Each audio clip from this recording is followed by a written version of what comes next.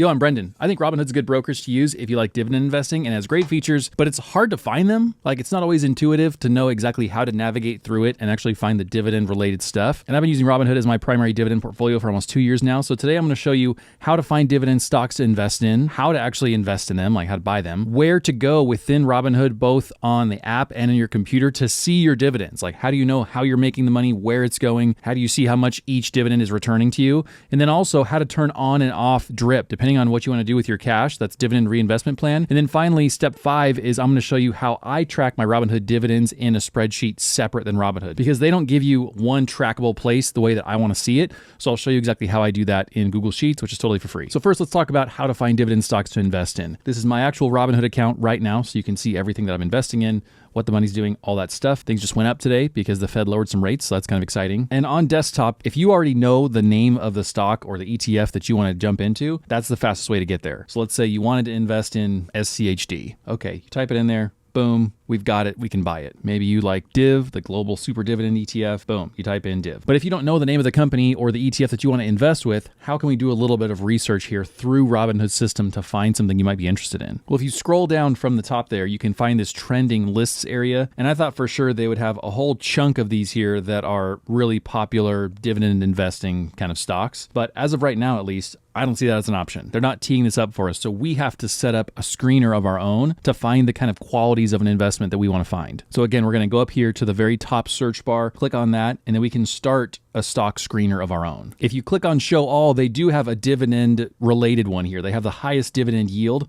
And if we click on that, well, all that's doing is saying of all the things that they can trade within Robinhood, let's give you a list of them sorted from highest to lowest dividend yield. I personally don't think that this is the best way for you to find something to invest in, because there's a little bit of a fallacy when it comes to a high dividend yield. People call it like a dividend yield trap. And these numbers can look really good. Like this first one up here, whatever Mine Day is, if you could get a 492% dividend, that would be amazing. Like earn 5x on your money in terms of a cash dividend is great. But typically what this means is that the stock price has dropped drastically. So if you look at that in the last 3 months, it's gone down almost 60%. Year to date, it's down 78%. And so whenever we look at something like a stock screener and we see this number that says dividend yield, all that's doing is a little bit of math for us. So it's saying the stock price is this number, the dividend amount that the company has promised to pay is this number, and they divide them for us. So if the company hasn't updated their dividend amount that they're going to pay to $0 or some small amount, and in the meantime, their stock has cratered, it's going to give us an artificially high looking dividend yield, and that's very tricky. So personally, I don't love this as far as a way to find dividends. I think it's better for us to set up our own filters over here on the left. So here's an example stock screener that I set up, and I called it dividend plus PE because I've set up some restrictions here. So the first thing I did was scroll down to the bottom set of filters that are called financial. And I just went ahead and picked an analyst rating that says it's a buy. Now, can we totally trust every analyst and say if they say we should buy it, we totally should? People aren't perfect, but at least there's probably some indicators going on with analysts there. They're digging deeper into this than I would. And so I only want to see the things that people think I should buy. Okay. Next, I filtered the dividend yield to be over 5% just because that's fun. Like, let's earn a substantial dividend here. And then finally, I've restricted the price to earnings ratio to between 5 and 25. This is a little bit of an indicator of how the stock is valued right now. You can do a lot of reading and a lot of theorizing about this, but typically if a company has a really high PE ratio, what that means is the price of the company is way higher than its current earnings. If you had a really crazy PE, like 200 or 500 or something like that, essentially what that's telling us is that people think the company is worth way more than the earnings it's generating right now. So that means people are forecasting a future upon this company. They're assuming that someday it's going to be worth a lot of money and very profitable and all this stuff, but right now it's really not. So if I keep a PE in a closer range to where it's a little bit more of a healthy multiple, then I'm personally more confident in the ability of the company to be profitable, to be sustainable, to pay out its dividend, that kind of thing. And even after doing this, we've got a list of 67 different companies that we could potentially invest in here. So we still have a lot to choose from, but at least it's narrowed it down from, hundreds or thousands down to a few. And the stock screener process looks almost exactly the same on your phone as well, because Robinhood has done a good job of orienting the app and the desktop experience to be essentially the same. So if we go up to that same little search window, which is just the magnifying glass up at the top, we immediately are met with the same option. Do we want to look at some stock screeners? We can create our own, like I just did. If you're not familiar with the different symbols here, they don't say say filter on your phone the way they do on here, but it's this top left button here that's got kind of the little sliders and dials across of it. We touch that, and then it's got the same exact filter qualities that we can choose on the desktop version. And then whenever you've set up a stock screener, you can see there's those little green dots next to the qualities that you've changed. So I've gone ahead and chosen something for analyst ratings, for dividend yield, and for the price to earnings ratio. Then once you have those qualities set, you can just say show 85 items, and it's going to be different stocks or ETFs or whatever they've got available to trade all in one nice little list for you. So now let's go into part 2 and say, all right, we found something that we want to invest in, like let's say energy transfer. I already have some of this, but let's say we want to buy some. How do we actually go about buying a dividend paying stock? Well, you can see I just clicked on it and it brought it up onto this screen. And so we could go ahead and buy it there. And what we're going to do is come over here to the side where it says buy ET.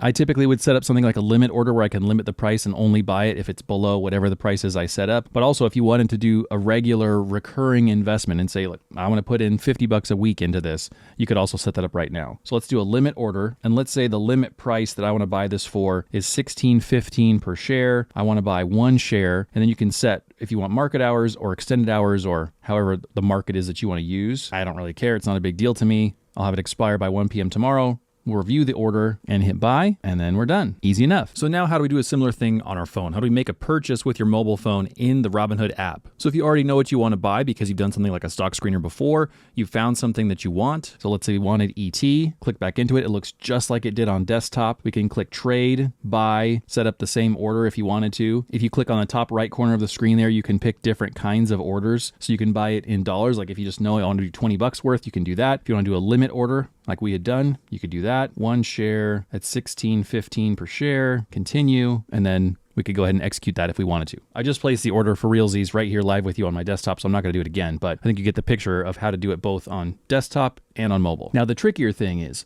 once you've been investing in dividends for a little while and you actually have gotten dividend payments back as a result of your investments, how do you see it on Robinhood? Because it's really not clear. I wish that they would change this whole user interface. I wish they would give you a clearer picture of this in the app because it wouldn't be that hard to develop, and they frankly are kind of hanging us out to dry here. So there's a couple different ways to actually see your dividends, and I'll give you the fastest, easiest, and most outright way first. That's if you go up back to the search bar and we type in dividends, then it comes up not only with stocks and things you can invest in down below, but these quick links are navigating you into a different part of Robinhood itself. And I love that they do this because I thought initially that search bar was just going to be like, find me a stock with dividend in the name. It does more than that. You can see here, dividend payments, view your dividend payment history. So if we click on that, what it's actually done is taken us deeper into the settings here, and it's sorted all of our account history only to show dividends. So if you look over here on the right side, this refine results, it's showing us all account types, and the type of activity is sorted to just dividends. And this is by far the fastest, easiest, and most in-depth way to access your dividends. Not only do they give you your recent dividends as far as things that have already happened, like this whole chunk down here, these have already been given to me. Then I've set up my dividend reinvestment program to take that money and rebuy that same stock again for me, so that kind of snowballs and you keep buying more of the same thing. And it shows you on each one, it's already been reinvested. So I've gotten the money, they've bought more of it for me. Now that's growing, and my next dividend should be even bigger than this one. That's the goal anyway. They show you that as far as the recent dividends, and they show you your pending dividends. So the ones that are not yet here, but that they're upcoming. So the company has already announced we're going to pay this much dividend. If you're an owner of the shares on this date, you're going to get that dividend, and Robinhood kind of makes that connection for you. Then they forecast it out and say, hey, because you've got Prospect Capital on September 19th, you're going to get 16 cents. From Aries Capital, I'm going to get $3. Coca-Cola, $1. Altria, $1. I think this is the most impactful view as far as knowing what you've gotten and then being able to forecast out for the future, but you can also do it different ways. So if you start back from the home screen, a quick and easy way to do it that's not quite as clean is just to hit notifications up here at the top, because this is giving you just a list of everything that's changed in your account. It's not really sorting it by dividends at all, even though for me, a lot of my recent activity has been dividends, but it also shows things like transfers. Like I pulled $4,000 in cash out of this account and put it back into our other bank account, and that's just listed here alongside everything else. So it's just giving you this kind of sloppy lump of all notifications together, and you notice it sorts it by the ticker symbol. So it's saying everything that's happening with Coca-Cola is in this chunk. Everything happening with AG&C is in this chunk. And if you clicked on it, it would then just show you almost like a text message thread back and forth with somebody, but just for that one stock, here's all the things that's happened with it. So anything you buy would be shown in there. Anything you sell would be in there. Your dividends, your reinvestments from dividends, all that is in here sorted by investment itself. Now, this is a very handy view if you want to isolate it by investment. Like maybe you want to look back at the history of one particular stock that you've invested in. This is actually a great way to do that. So it depends on what you want to do. The other way, where we search for dividends and it filtered everything for us and only showed us the dividend payments, is great if you just want to know, like, what's the bottom line as far as the dividends I'm earning, what money am I making from doing this? That's the best way for that. If you want to dig into the details of a particular stock one at a time, I think notifications is actually a good way to do it. Then also, if we want to do this process on our phone and see exactly how much money we're making in dividends on your phone view, let's try that similar thing and type in dividends onto our phone search bar up here like we did before. And again, it comes up with that little quick link. I love it. Dividend payments. And it's given us that same investing history screen, pre-filtered for all accounts, only showing us the dividends. So I've got pending dividends, the projected ones for the future, my past 30 days, longer than 30 days ago. I just think this is a really clean way to do this. And this is actually the best screen that I like to use to do the next part of the video where I actually track it in my own spreadsheet. So we've invested in dividends. We found where they're showing us that the money is coming in, where we can have a history of the orders we've made and all that kind of thing. But how do we change our DRIP preferences?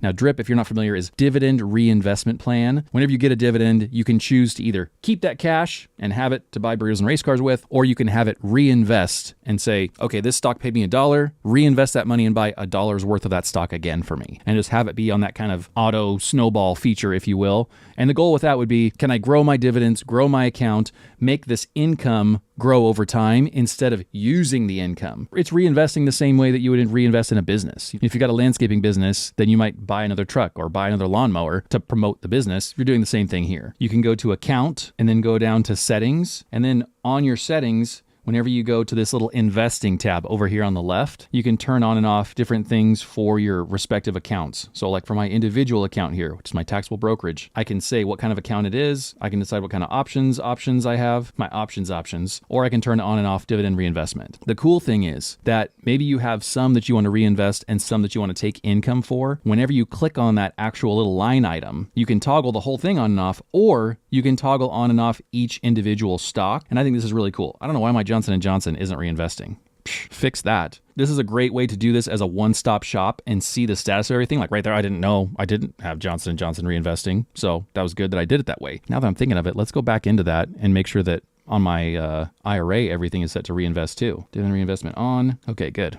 Everything's reinvesting there too. To be clear, I don't think there's like a distinct right or wrong answer as far as DRIP goes. If you want to just take that income, buy your burritos and race cars, do whatever you want with it, that's your prerogative. For me right now, because I'm trying to grow that account and grow that income and kind of lean into the dividends being what they are, I don't want to take that income yet. And so DRIP is the simplest way for me to do that. And I guess to a degree, you're putting things out of your own hands by accepting DRIP, because you're saying, I'm just going to reinvest in this company at whatever rate the DRIP is happening. Where I could also see someone who wants more control over their actual reinvesting of that cash to say, well, I want to deploy that money the way I choose every month. Maybe I get $100 a month in dividends. I want to pick and choose which exact companies I reinvest in, because maybe I think that one's a stinker. I don't want to reinvest its dividends in itself. I want to put it over here in this other thing that I like more. So there's multiple different reasons why you might want or not want DRIP. Now, as far as tracking the dividends go, there's really nothing else to see here. Like Robinhood doesn't give us a nice chart that shows us, hey, this is the income you made this year or anything like that. I've already shown you literally everything that I know about seeing dividends within Robinhood. If you know about something else, then leave me a comment that says like, hey, Brendan, you missed this giant section over here where it shows you all this dividend information. By all means, correct me. I would love to be corrected, but I don't know of anything else to see here. So I'll show you my process now to track this in a spreadsheet so I actually know how much money I'm making per month. How's that compared to last month? All that jazz. So now if we go into good old Google Sheets and look at my spreadsheet, I'll show you how I have this set up. So for example, here's the last 2 months, and you don't have to do everything that I'm doing on here. I have some extra notes to myself and things like that, but this is basically everything that I want to see about my dividend investing in one place. And I do manually update it. I know there's some people who like sell dividend trackers that auto update, and I've tried to do things like that in the past, tried to build it. It's never really worked seamlessly for me. So I literally just come in here every month with my phone, the dividends I've gotten, and the spreadsheet, and I type it in. So as a general formatting thing, I've got this first area are the contributions I've made this month. So that's saying in the month of September, how much money have I put into this account? How much money have I reinvested? So if we just copy and paste August, we'll go ahead and start doing September now. I think I've gotten $20 in referrals for anyone who signed up. Thank you. And then as actually right now with you, I invested $16 more, right? And that's really it. This automatically totals and adds to this little bottom line number here, how much I put in for this month. So $36 more went into this account this month. And then the section in the middle is my, how many dividends have I actually gotten this month part. And so I just delete everything from the previous month that I copy and paste it in here. And then I just come and look on my phone and I find September and say, okay, my first one was JEPI. I'm actually going to filter this by my individual investing account because this has both JEPIs from my individual investing and my IRA. So don't forget to do that if you've got multiple accounts with them. Okay, individual. So I got JEPI, $33.29. Next, JEPQ, $11.13. Johnson & Johnson, big old fat 13 cents. AG&C, $2.50. And then I'm going to receive these next ones, 19 cents from PSCC, and then ARCC. So that process is a little bit clunky, but taking you through there, you can see exactly how long it takes me to update this. It's not too bad. Then this little box here totals the amount of money that I've gotten in this column. You know, it's just a little formula to say, what's the sum of these things? So whatever numbers I type in there are the dividends I've gotten. It adds it to this. So I can say this month, so far, I've gotten $50 in dividends. That's pretty terrible. That's like one of the worst months I've ever had, actually. With this amount of money in there, that's pretty bad. And then this little formula is totally useless unless you care to know, but I use it to compare month to month. So I take this number, my total that I've gotten, and divide it by the total amount of money that has been put into the account. So it's like saying my cost basis of all the cash that's been put in here that's not been earnings and dividends and that kind of stuff, divided by the amount that we've got now. What's that return essentially? Like what's the return this month? So 0.17% is less than last month at 0.22%, less than the previous month at 0.47%, like it's really bad. But this way I actually have that data and I can compare and I can say month to month, it's not just that it's $50, it's that percentage-wise, it's way less. And if I got that same rate of return for the entire year, I just take this number, multiply it by 12, and I get this 2.02%. So it kind of tells me in a format that I'm more familiar with in terms of the annual percentage, how bad this really is. 2% is pretty bad. Like if I'm only getting 2% from dividend investing, it's not worth it to me. This doesn't factor in the actual stock price growth. So whenever you look at your Robinhood account, the tricky thing is that like the screen like this, you're seeing total return. Screenshot it for you. This is total return. It's not just the change in the stock price and it's not just the dividends. And as far as I know, I don't think you can change the view of that chart.